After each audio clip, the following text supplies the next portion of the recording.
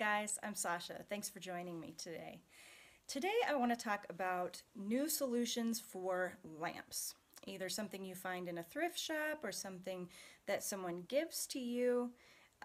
This little lamp is a perfect example of something that needs a little help because the lamp itself has a lot of character and it's perfect for my daughter's room.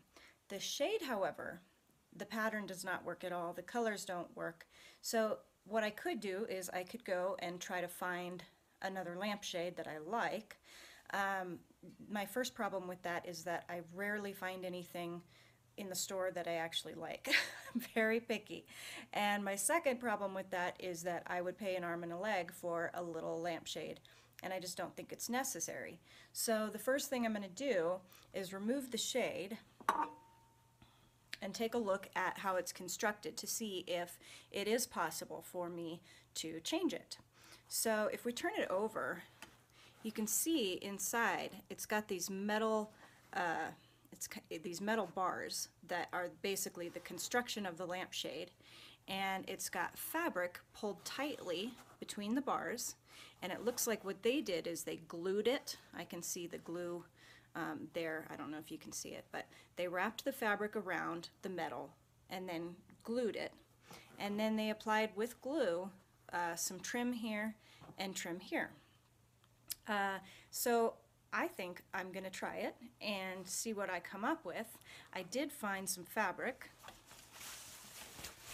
this, which does match the decor in the room that I want to do. So what I'm going to try to do is lay down the lampshade and make myself a little pattern. And I'm going to do most of this with a sewing machine and needle and thread. I'm going to avoid the glue as much as possible. But I will show you all my pictures step by step as I go, and we'll see what kind of a result we come up with. I've never done a lampshade like this before. The first thing I'm going to do to disassemble this lampshade is I just have an X-Acto knife, and I'm just going to start cutting the fabric away from the metal. And it's very brittle.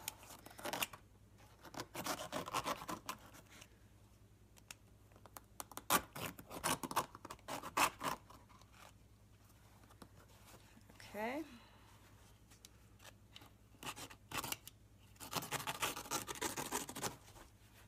Easy. Okay, so there's one open panel. Okay. And then I just peel this off. Just gotta convince it a little bit.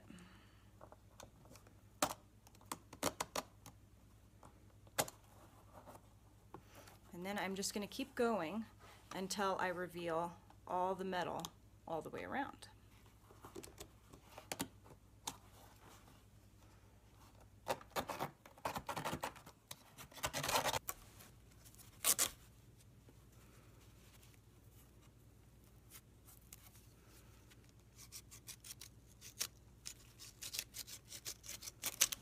So this is our wire frame here for the lampshade.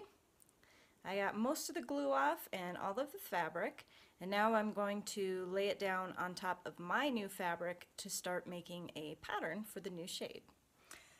I'm going to use scrap fabric for this first time here. So I've laid my metal frame down, and I'm just going to trace with a pencil exactly where I want my seams to be. And then when I cut the pattern out, I will make my seam allowances then. So I'm going to start back here and roll this forward as I trace. Okay, to the bottom.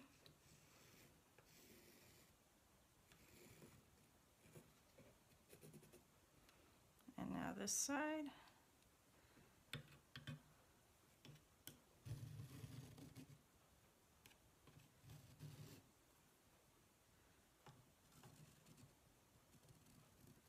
Now I'm marking in my seam allowances at a 1/2 inch because this does need to be pretty accurate to look right.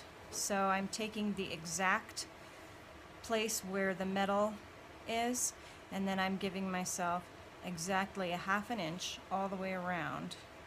That way when I trace, I don't end up really, really off kilter.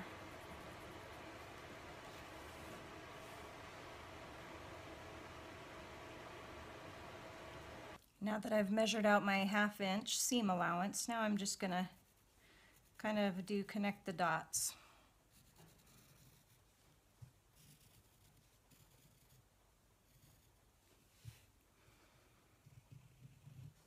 And cut out my pattern.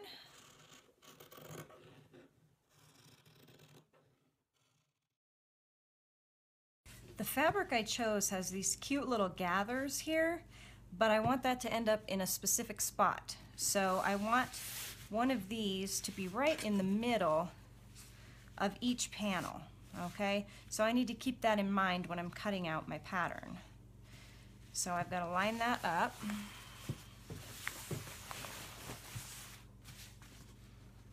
Right where I want it.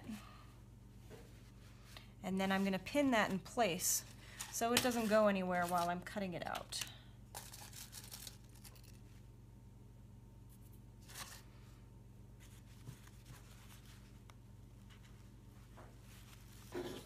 I'm going to cut out 6 panels because I have 6 panels on the lamp, or lampshade.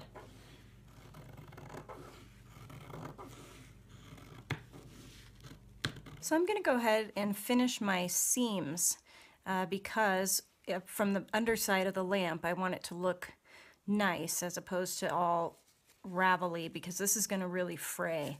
This is like a taffeta, and it also moves around on me quite a bit when I'm trying to sew it. So finishing the edges will stabilize it a bit. And also, I wanted to make sure that I don't lose the gathering that's put into the fabric here. If I pull it, see this one that's not been finished with the seams, if I pull it, because it is going to be stretched over that lamp, I lose that gathering effect, and I don't want that to happen.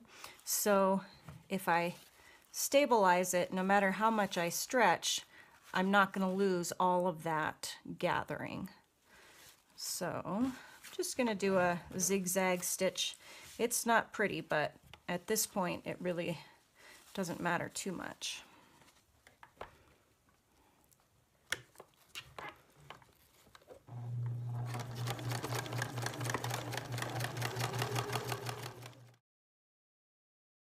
Now that I have finished seams on all my 6 panels, I'm going to go ahead and start pinning these to prepare to sew them together.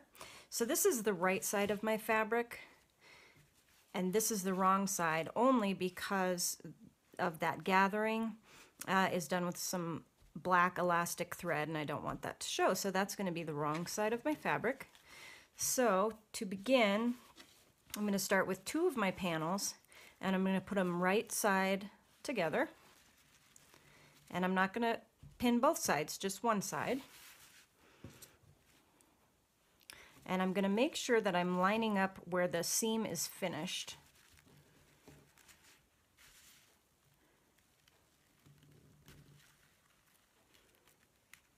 And I'm just going to do a straight stitch to attach these panels.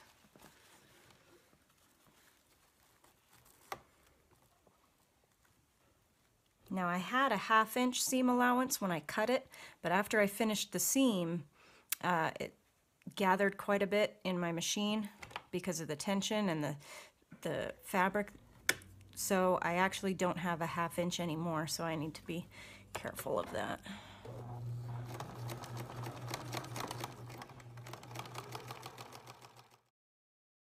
So when I open it up, this is what I get.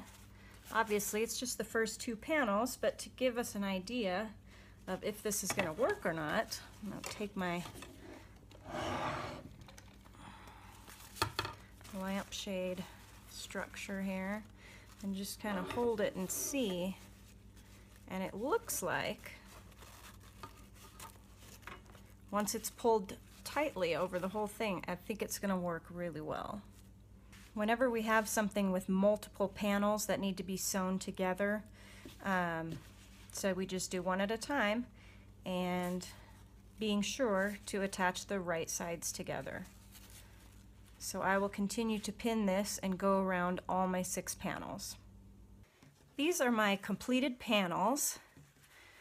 If we look at the inside, I trimmed the seams as best I could, and then also up at the top where I had any unevenness, one was longer than the other. Basically I just did a stitch all the way around so it would be even, and I trimmed that, and I did the same thing on the bottom.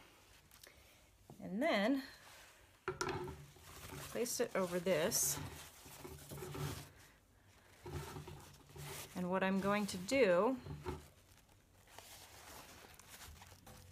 is get a needle and thread and put a couple stitches in along these wire frames to hold it in place, and then I will stitch it around the bottom. So I'm just going in one side. This is another reason why it was a good idea for me to finish my seams, because that gives me a really stable seam while I'm sewing this. I'm just going to follow this around, and you can see it, for the most part, it pretty much covers the metal frame.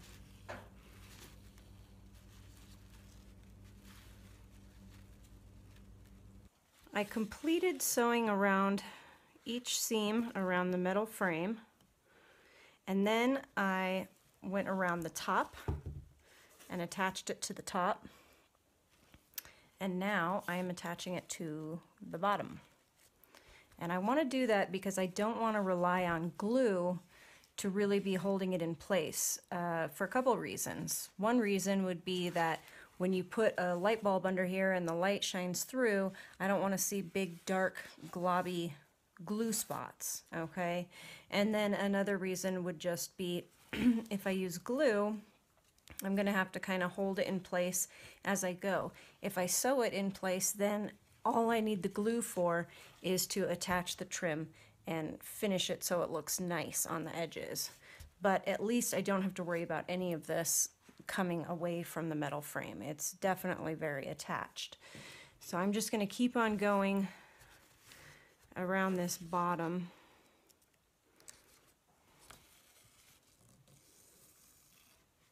Like so.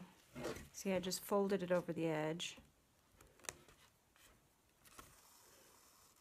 And I'm not going for any beauty awards on this stitching because it's going to be covered up by trim.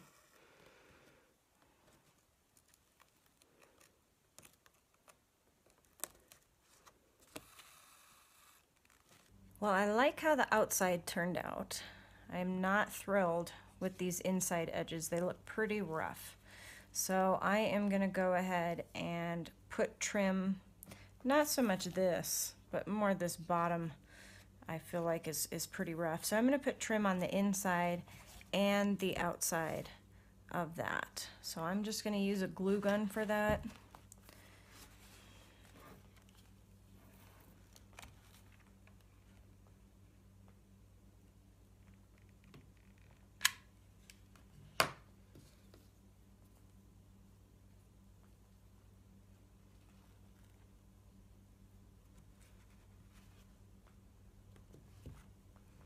That looks quite a bit better with the trim covering the inside seam. So now I'm going to start to cover the outside.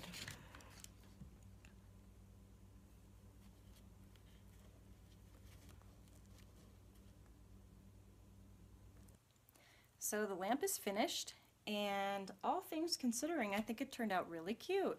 I think the fabric is appropriate for the style of the lamp. I guess I would call it maybe a cross between Victorian and Western, if there is such a thing. But anyway, this is remnant fabric and remnant trim. So in all, the project cost me about $6. And I feel like I like this shade better than anything else I could find in the store for under $30. So I think this was a win. And if you found it helpful and inspirational, like and share, and thank you for joining me. Bye.